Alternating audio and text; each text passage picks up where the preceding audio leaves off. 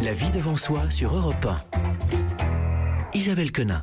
C'est avec elle que l'on termine cette émission comme tous les jours. Et il ne vous a pas échappé que nous sommes le premier jour du mois, le jour des bonnes résolutions. Anne, on passe à la pratique. Mais oui, parce que le développement personnel, ça se vit, ça s'expérimente. Alors j'aimerais tellement vous dire qu'en lisant 3 ou 4 livres sur la méditation, sur la paix intérieure ou sur comment se débarrasser des pervers narcissiques, votre vie va changer du jour au lendemain.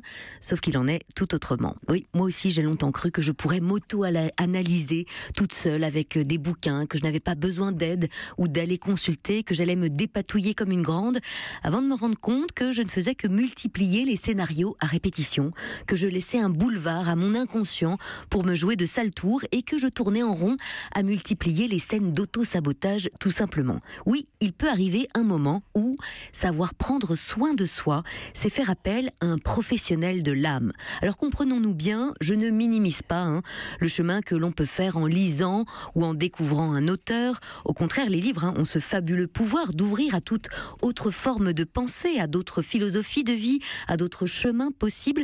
Mais je crois, et j'ai fait l'expérimentation, qu'aller justement vivre le développement personnel dans des stages peut véritablement vous faire des bonds de géant dans votre vie.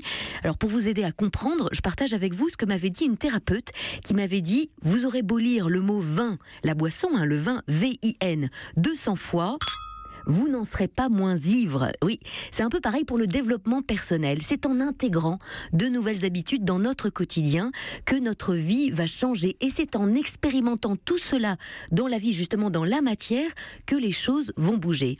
Comprendre face à un psychologue, à un psychiatre, à un thérapeute, ce qui entrave votre vie, ce qui fait barrage à votre réussite, ce qui freine vos amours, permet à vos cellules d'intégrer ce nouveau message, de déprogrammer les anciens scénarios à répétition pour reprogrammer le positif.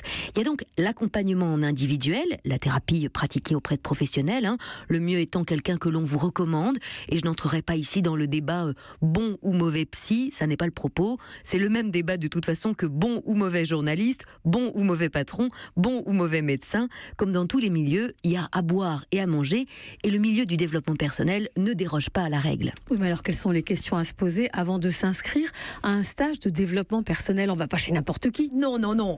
Le développement personnel sérieux, le thérapeute sérieux, c'est celui qui ne vous fait rien miroiter. C'est celui qui ne se pose pas en posture de « moi je sais » et vous ne savez rien, jeune petit padawan que vous êtes. En revanche, s'il ou elle vous aide à vous poser des questions sans fournir de réponses par exemple, si il ou elle vous propose et non vous impose des exercices pour vous aider à prendre conscience de certains de vos blocages, pour qu'ensuite dans votre vie vous puissiez modifier vos comportements, vos croyances, bref tout ce qui génère votre mal-être, alors là vous êtes au bon endroit, avec la bonne personne pour avancer et faire sauter ensemble quelques-uns de vos verrous intérieurs. Il est également de votre responsabilité de prendre les renseignements nécessaires avant de vous inscrire. Où et comment s'est formée la personne qui anime le stage? À quelle structure, école, association est-elle il ou elle affiliée?